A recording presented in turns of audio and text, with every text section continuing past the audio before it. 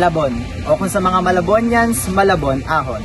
As a low flat terrain na isang lugar dito sa Malabon, frequent ang baha. Malabon may have its frequent flooding, but it is flooding with history, culture, and identity. Kapag naririnig nyo ang lugar ng Malabon, na agad pumapasok sa inyong isipan ang Pansit Malabon, ang Bobong Festival, mga fish ports at loka. Pero kung ating pangbabaybayin ang Malabon, mapapansin din natin dito ang mga lumang bakal. Isa na rito ang Alcasa Katipunero. Ang bahay na ito ay nagsisilbing isa sa mga hiding spot, meeting spot ng mga Katipuneros. Dito pa daw nagmi-meeting sila Jose Rizal tungkol sa mga plano nila. Uy, Be, may chika ako sa'yo. Ano yun? Alam mo ba na more than 400 years na simula na may tatag ang Malabon? We, gano'n na pala siya katagal. Oo, meron din mga bahay dito na ilang daan na nang huli may tatag. Alam niyo ba, ang bahay na ito ay pagmamay-ari ni Mr. Celedonio Raimundo.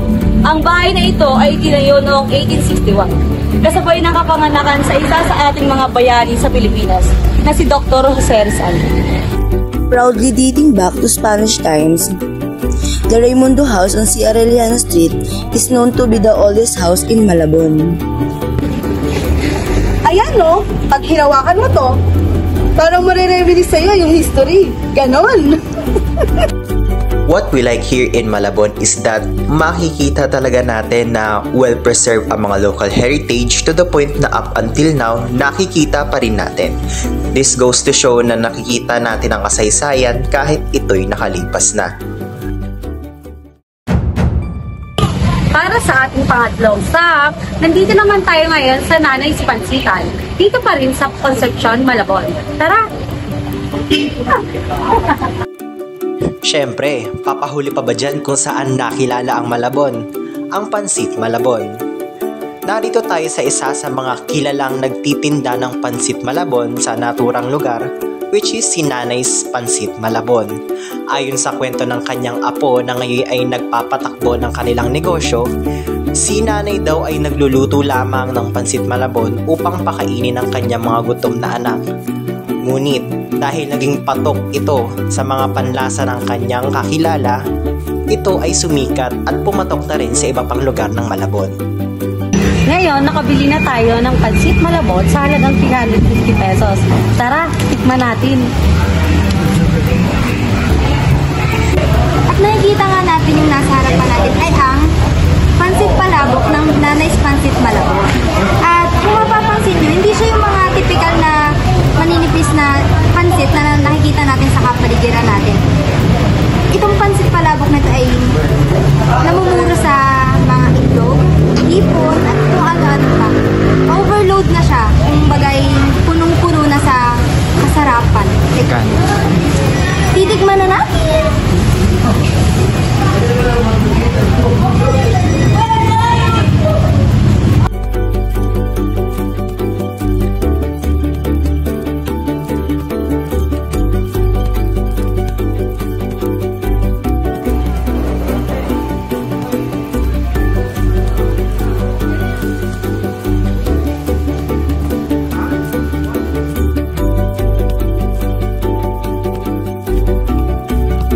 So ngayon nakikita nyo sa aking background, nandito tayo sa Dolores Kakanin, dito sa Concepcion.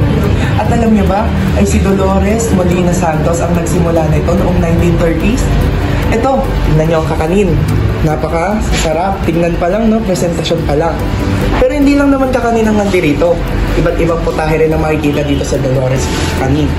So ngayon guys, tingnan na natin. Sarap guys.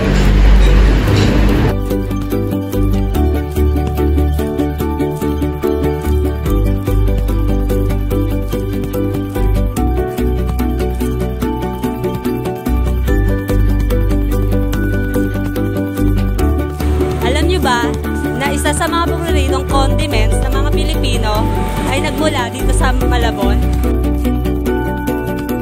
At ngayon, narito tayo sa Rufinas Patis kung saan isinasagawa ang produksyon ng patis. Alam niyo ba na sa Malabon nag-umpisa ang pinakaunang patis? Ito lamang ay nadiskubre ni Rufina noong 1900s dahil sa secretion ng fermentation ng kanyang bagoong. Isa ka bang Malabonian? Nako! Alam mo na ang sayang hatid kapag paparating na ang panahon ng Tambobong Festival.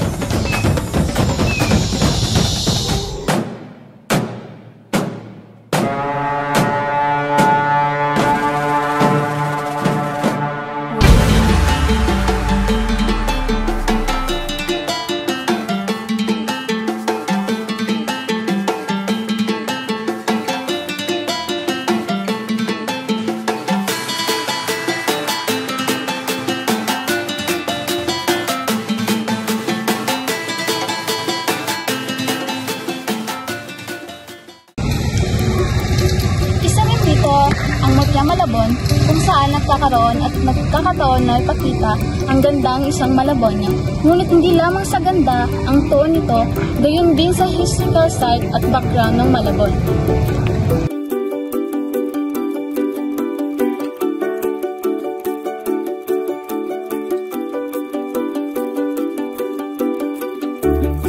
Nandito tayo ngayon sa isa sa mga kilalang simbahan sa Malabon. Ang Immaculate Conception Parish ay itinayo noong 1886 dito sa Concepcion, Malabon. Ang simbahan na ito ay isa sa simbolo na ang Malabon ay isa sa mga syudad sa Metro Manila na may malaking populasyon ng mga Katoliko.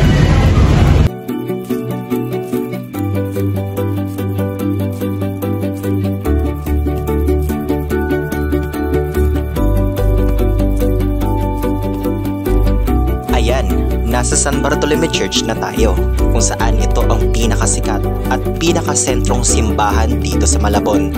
Daang-daan taon na ang nakalipas nung simulang ito ay magawa, panahon pa ng mga Espanyol.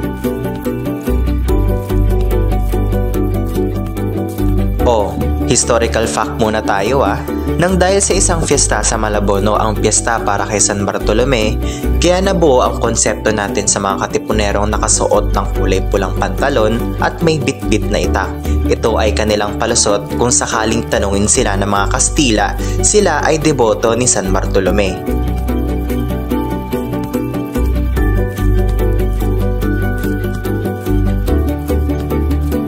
Last but not the least, papahuli pa ba dyan ang dinarayong Malabon Zoo?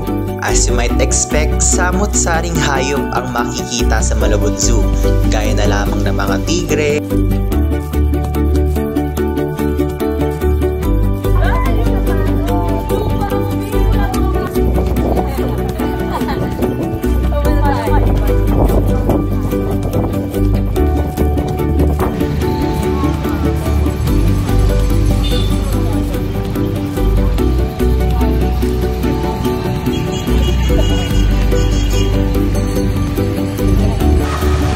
nag-enjoy ba kayo sa pagbabaybay natin sa Malabon? Tiyak nga namang mayaman sa kasaysayan, sa lugar, at sa pagkain ang ating Malabon na inyong babalik-balikan. Kaya't ano pang hinihintay nyo? Arat na sa Malabon!